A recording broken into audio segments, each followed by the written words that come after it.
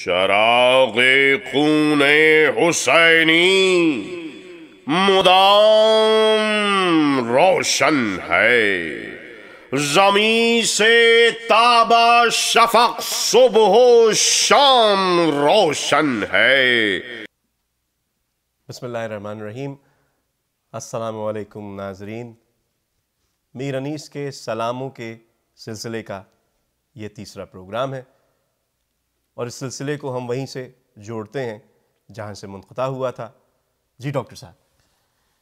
جی، بڑی گفتگو یہی چل رہی ہے جیسا آپ نے شروع کیا کہ اگر میر انیس صرف سلام ہی کہتے تو سلام کے اشعار جس میں وہ قادر کلامی اور وہ آپ کی گیرائی اور گہرائی وہ عظمت ہے جی جی کہ میر انیس عظیم ترین شعراء میں شمار کیے جاتے، جو سلام کے جو مسائل ہیں اس میں میر صاحب نے اخلاقی سلام اور عرفانی قدروں کو ملا کر پیش کیا۔ کیا کہنے، یعنی کہتے ہیں کنج عزلت میں مثال آسیہ ہوں گوشگیر، یعنی کنج عزلت میں میں ایک کونے میں، جو چکی عام طور سے گھروں کے ایک کونے میں رکھی جاتی تھی، تو کنج عزلت میں مثال آسیہ، مثال چکی کی مثال سے ہوں گوشہ گیر، رزق پہنچاتا ہے گھر بیٹھے خدا میرے لیے۔ تو چکی جہاں رہتی ہے وہیں آپ گندم لے جاتے ہیں اور پیستے ہیں۔ یہ دوبارہ عنایت کیجئے۔ کنج عزلت میں مثال آسیہ ہوں گوشہ گیر۔ کیا کہنے، ہاں، تو میر صاحب دیکھیے کہ ندرت اور مشاہدہ دیکھیے، شعر جو بنتا ہے ایک مشاہدہ خارجی ہے اور ایک آپ کے جو ہے داخلی، آپ کے داخلیت ہے، ان دونوں کی آموزش سے بنتا ہے، ایک تجربہ ہے اور ایک تخیل ہے۔ تو آپ دیکھ رہے ہیں کہ میر صاحب نے دیکھا کہ وہ چکی وہاں بیٹھی ہوئی ہے لیکن رزق پہنچاتا ہے گھر بیٹھے خدا میرے لیے۔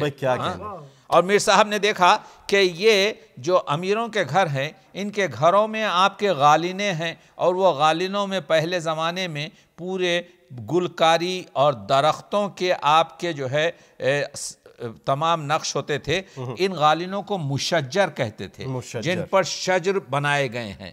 کہتے ہیں میر صاحب ہمیشہ فرش مشجر پہ جو کہ بیٹھتے تھے، سلام کا شعر ہے، ہمیشہ فرش مشجر پر جو کہ بیٹھتے تھے، نہ ان کی قبر پہ بھی سائے شجر دیکھا۔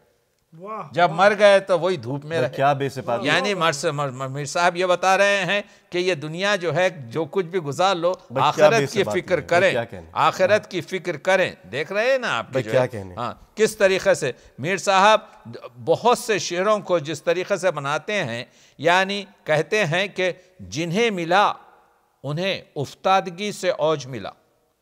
تجربہ یہ ہے کہ جو لوگ آگے بڑھے ہیں، جن لوگوں کو ترقی ہوئی ہے، ان کو وہی عجز و انکساری سے ملی ہے۔ جنہیں ملا انہیں افتادگی سے اوج ملا، انہوں نے کھائی ہے ٹھوکر جو سر اٹھا کے چلے۔ جو سر اٹھا کے چلتے ہیں تو ایک تو صحیح ہے کہ سر اٹھا کے چلنے والا نیچے نہیں دیکھتا تو وہ ٹھوکر کھاتا ہے، لیکن دوسری چیز یہ ہے کہ کس طریقے سے بیان کیا ہے دوبارہ عطا کر دیجئے کہ ڈاکٹر صاحب۔ جنہیں ملا انہیں افتادگی سے اوج ملا، جنہیں ملا انہیں افتادگی سے اوج ملا، انہوں نے کھائی ہے ٹھوکر جو سر اٹھا کے چلے۔ سرائی سڑنگو ہو کر بڑھا کرتی ہے پیمانہ۔ بالکل کیا بات، دیکھ رہے ہیں آپ، کہتے ہیں کہ رہی غرور سے نفرت خجستہ کاروں کو، یعنی وہ لوگ جو اچھے کام کرتے ہیں، وہ لوگ جو مبارک کام کرتے ہیں، وہ لوگ جو اللہ کی خوشنودی کے لیے کام کرتے ہیں، ان کو غرور سے نفرت ہے۔ رہی غرور سے نفرت خجستہ کاروں کو، قلم کی طرح چلے جب تو سر جھکا کے چلے۔ بھائی کیا کہنے، جس طرح سے قلم چلا، قلم کی طرح چلے جب تو سر جھکا کے چلے، وہ سر جھکا کے چلتے ہیں۔ تو آپ دیکھ رہے ہیں کہ عبرت کی ہے یہ جاہ کے گیا جانب عدم، تجربہ بتاتا ہے، عبرت کی ہے یہ جاہ کہ گیا جانب عدم، دنیا سے خالی ہاتھ سکندر لیے ہوئے۔ یعنی ایک طرح دنیا سے خالی ہاتھ سکندر لیے ہوئے۔ تو آپ دیکھ رہے ہیں کہ یہ جو علامہ اقبال نے کہا تھا امام حسین کے لیے کہ امام عاشقاں پورے بطول، یعنی عاشقوں کا امام، یعنی اقبال نے امام حسین کو عاشقوں کا آپ کے کہا کہ بیٹا بطول کا سرو آزاد زبستان رسول، یہ آزاد سرو کا درخت ہے جو چمن بطول میں ہے، ٹھیک ہے؟ تو ایسی کو یعنی اس سے پہلے کہ دیکھ رہے ہیں آپ کہ میر انیس کا جو عرفانی اور تصوفی خدرے ہیں، تو میر صاحب کا بھی کمال ہے کہ کہتے ہیں کہ تو شہنشاہ شہنشاہوں کا ہے بار خدا، سلام کے شعر پیش کر رہا ہوں، تو شہنشاہ شہنشاہوں کا ہے بار خدا، ہیں برابر تیری درگاہ میں سب شاہ و گدا، خاطر عاشق جانباز ہے البتہ سوا، اے خوشا حال ہو اے خوشا حال ہوا مجھ سے تیرا عشق ادا، حلق پر تیغ رہے سینے پہ جلاد رہے، لب پہ ہو نام تیرا دل میں تیری یاد رہے۔ یہ تصوفی شعر ہیں، یہ عرفانی شعر ہیں۔ یہ آپ دیکھ رہے ہیں کہ ایک جگہ میر انیس لکھتے ہیں امام حسین علیہ السلام کی آپ کے جو ہے زبان سے یہ شعر کہتوا لیتے ہیں کہ یہ جلوہ معشوق سے ہوں، یہ جلوہ یعنی امام حسین یہ فرماتے ہیں کہ جب تیغ کے نیچے ہیں تو کہتے ہیں زینب ہٹ جاؤ خیمے کے دروازے سے، میری توجہ کیونکہ میں عبد و معبود کے رشتے اور امتحان میں ہوں، اس کو میر انیس نے یہاں پر نظمایا ہے۔ یہ جلوہ معشوق سے ہوں محو کے واللہ، جو ظلم و ستم دیکھا وہ گویا نہیں دیکھا، وہ گویا نہیں دیکھا۔ یعنی میں اتنا آپ کے غرق محبت ہوں اللہ کی محبت میں، معشوق کو دیکھنے میں میں اس جلوے میں اتنا مگن ہوں کہ جو ظلم و ستم دیکھا وہ گویا نہیں دیکھا۔ کہتے تھے کہ شاہ کہتے تھے کٹے حلق مگر ہاتھوں سے، دامن صبر نہ زیر دم خنجر چھوٹے، دامن صبر نہ زیر دم خنجر چھوٹے۔ پوچھا زینب نے ہوئی فتح تو سرور نے کہا، سر کٹا دوں تو مہم عشق کی سر ہو جائے۔ آپ دیکھ رہے ہیں کہ کس قسم کے شعر آپ کے جو ہے میر انیس نے امام حسین علیہ السلام کی عرفانی شعروں کو بھی رکھا ہے، کس طریقے سے پیش کیا ہے کہ فرماتے ہیں ورائے فخر کیا ہے گھر میں ہم فقیروں کے، وہ دیوانے ہیں دروازے میں جو زنجیر رکھتے ہیں۔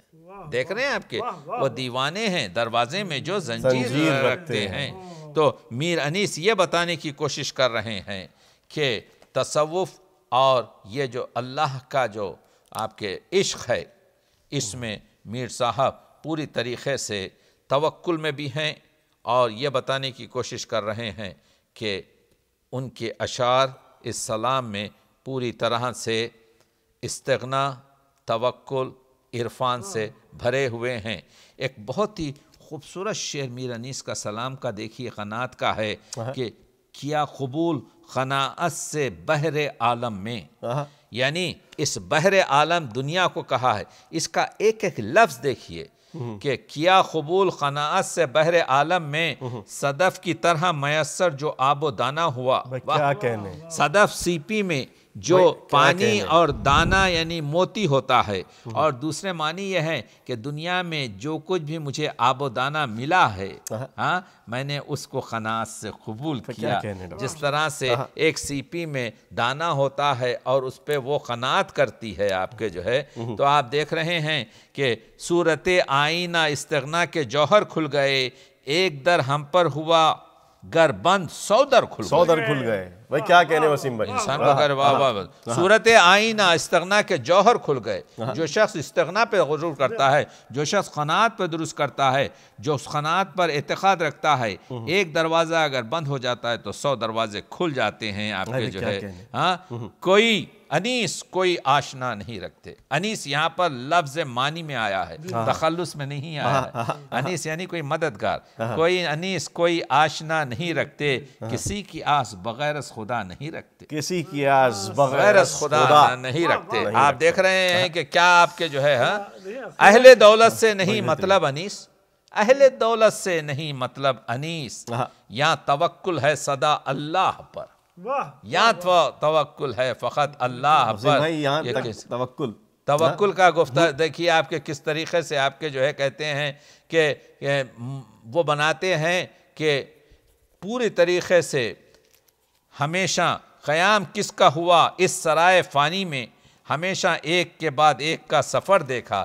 یعنی یہ دنیا آپ کے جو ہے پوری طریقے سے قریب خبر ہم آئے کہاں کہاں پھر کر. دیکھیے پورے زندگی کا شعر ایک میر انیس نے آپ کے پوری طریقے سے یہاں پر بنایا ہے کہ قریب قبر ہم آئے کہاں کہاں پھر کر، تمام عمر ہوئی جب تو اپنا گھر دیکھا. یعنی یہ دنیا تو منزل گھر نہیں ہے، گھر تو وہ ہے آپ کا جو ہے. کیا کہنے، قریب قبر ہم آئے کہاں کہاں پھر کر. جسیم بھائی کہاں کہاں پھر کر، قریب قبر ہم آئے کہاں کہاں پھر کہاں کر. جو ہے وہی آسمانوں کا بال اٹھائے ہوئے پورا وہی تو میں عرض کر رہا ہوں کہ آپ کے جو ہے تمام عمر ہوئی جب تو اپنا گھر دیکھا. تو میر صاحب جب موت کے مسئلے کو اٹھاتے ہیں اور جو موضوع رکھتے ہیں اس کو کوئی دوسرا شاعر آپ کے جو ہے اس کی فکر بھی نہیں کر سکتا کہ کس طریقے سے آپ کے جو ہے وہ میر صاحب اس مضمون کو تلاش کرتے ہیں. تو یہ میر صاحب کا جو ہے جب لکھنؤ آپ کے جو ہے اجڑ گیا غدر سے، تو میر صاحب نے انقلابی شاعری بھی کی. سلام میں کچھ شعر ایسے رکھے جو سماجی شعر تھے. مکی رہے نہ مکاں طرف کارخانہ ہوا، زمیں الٹ گئی کیا منقلب زمانہ ہوا. یہ انقلاب غضب کا ہے یا علی فریاد، کہ مسجدیں تھیں جہاں وہاں شراب خانہ بنا. ورق الٹ گیا دنیا کا ایک بیک کیوں چرخ، یہ کس زمانے کا، یہ کس طرح کا زمانے میں انقلاب آیا. اور میر صاحب کہتے ہیں ہم لوگ سب ہجرت کیے ہوئے ہیں. یہ ہجرت بتاتی ہے کہ انسان کا جہاں پر رزق ہوتا ہے وہاں پر جانا پڑتا ہے. میر انیس کا شعر ہم لوگوں کی ہجرت کے معنی کو پیش کر رہا ہے. کشاں کشاں مجھے جانا پڑا وہاں آخر، آہستہ آہستہ آہستہ، کشاں کشاں مجھے جانا پڑا وہاں آخر، جہاں جہاں میری قسمت کا آب و دانہ تھا. یعنی ہجرت پر کیا اس سے مکمل شعر ہو سکتا ہے.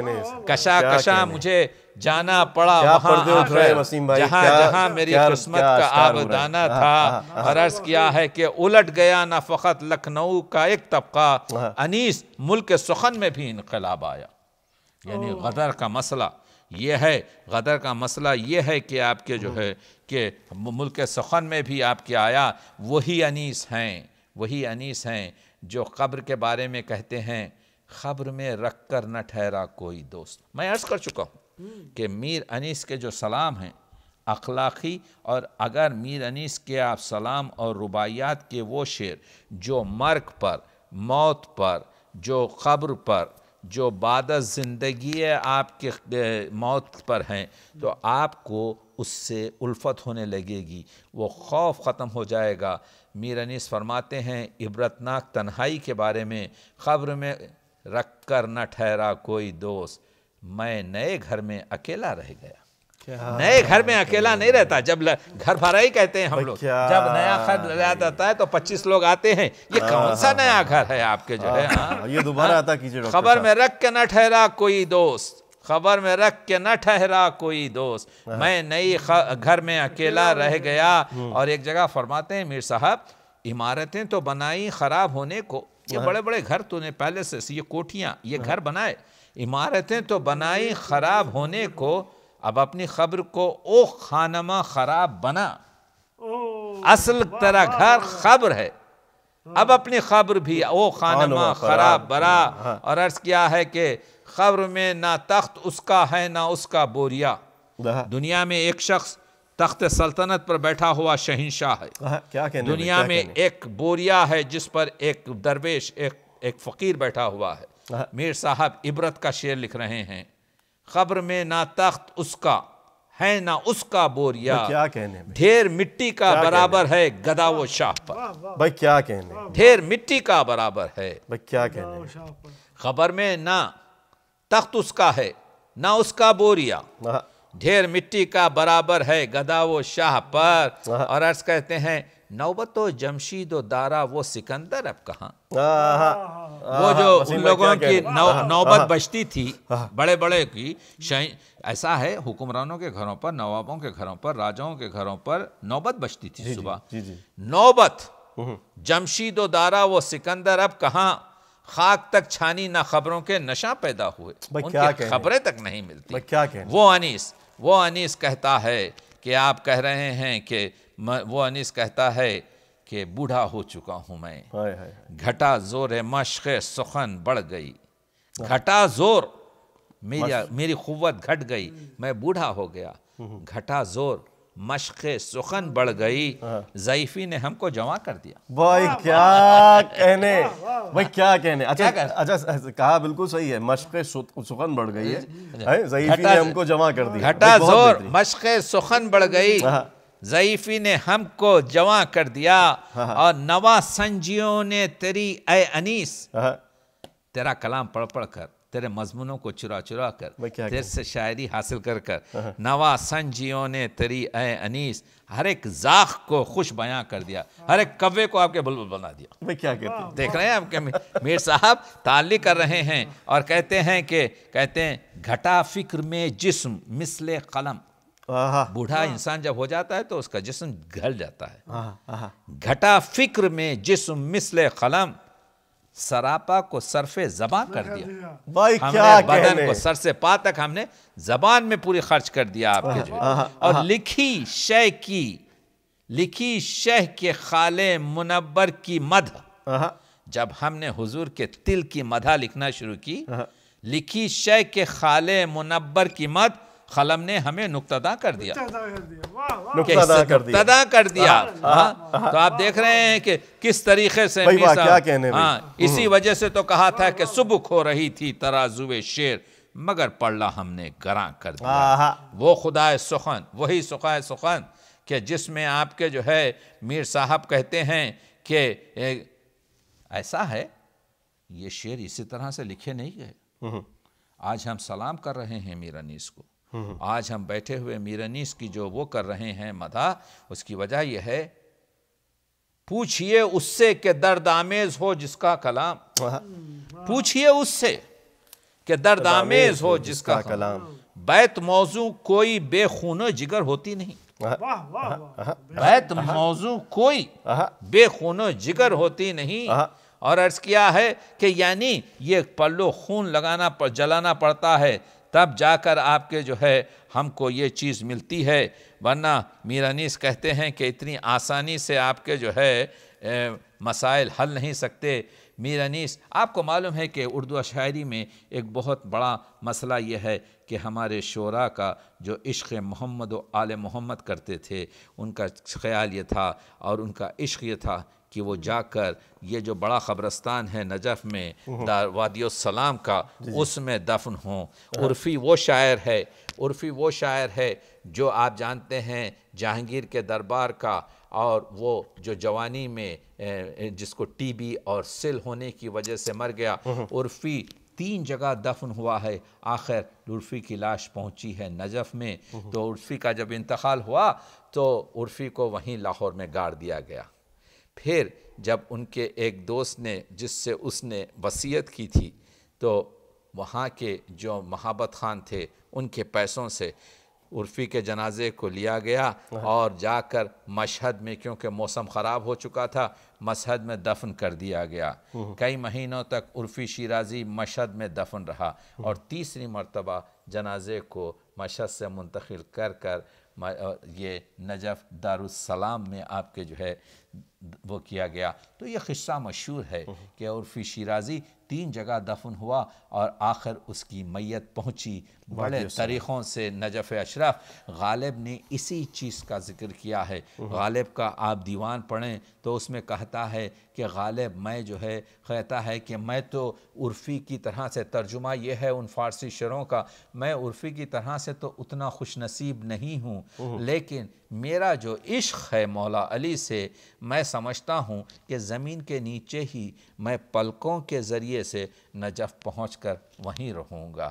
یہ غالب کا انداز ہے، اور اسی چیز کو شاعروں نے اپنایا ہے، بہت سے شاعروں نے یہ آپ کے خواہش ظاہر کی ہے، اور اسی شاعر کو آپ کے انیس نے بھی ظاہر کیا ہے۔ انیس کہتے ہیں خاک سے خاک کو الفت ہے تڑپتا ہے انیس، کربلا کے واسطے میں کربلا میرے لیے۔ اور ایک شعر میں میر انیس کہتے ہیں ادھر سے کوشش کامل ادھر سے کوشش کامل ہے اس طرف سے کشش، ادھر سے کوشش کامل ہے اس طرف سے کشش، انیس ہم نہ رہیں گے کہیں سوائے نجف، انیس ہم نہ رہیں گے سوائے نجف۔ ہاں، اور اس کے بعد سے کہتے ہیں زمین ہند میں مٹی میری خراب نہ ہو، میر انیس سلام کا شعر ہے، زمین ہند میں مٹی میری خراب نہ ہو، کرو نجف میں تلف یا ابا تراب مجھے۔ اور اس کے بعد سے کہاں چاہتے ہیں میر انیس؟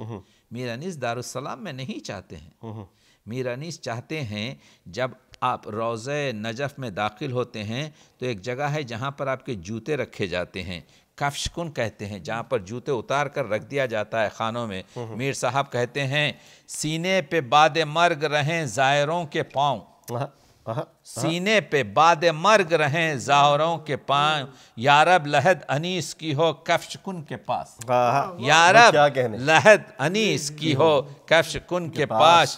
اور پھر کہتے ہیں تربت سرور پر جا کر خاک ہو جاؤں انیس، ہے زباں پر یہ دعا ہر دم خدا کے سامنے، ہر دم خدا کے سامنے، ہے زباں پر یہ دعا ہر دم خدا کے سامنے۔ اور اس کے بعد سے خاک شفا پر مضمون لکھے ہیں بہت سے لوگوں نے، خاک شفا پر آپ کے کیا کہتے ہیں، اس حقیر کا بھی ایک مضمون ہے کہ وہ بھی آپ کو سنا دیتا ہوں، لیکن میر انیس کا پہلے شعر سناتا ہوں کہ خوشا سرے کربلا کا اثر، یعنی یہ جو چٹکی ہے کربلا کی خاک کی، اس کا خوش بحال گرا وہاں کھلی یہاں شفا ہو گئی، کیا کہنے، یہاں پر اس سے شفا ہوتی ہے اگر بیمار ہو جائے، اور وہاں پر وہ جو گرا بنتی ہے آپ کے شفاعت کی کھلا ہو جاتی ہے۔ اور کہتے ہیں مجھے درد عصیاں سے تاہو نجات، مجھے درد عصیاں سے تاہو نجات، لحد میں بھی خاک شفا چاہیے، بھائی کیا کہنے، بھائی کیا کہنے، بھائی کیا کہنے، لحد میں بھی خاک شفا چاہیے۔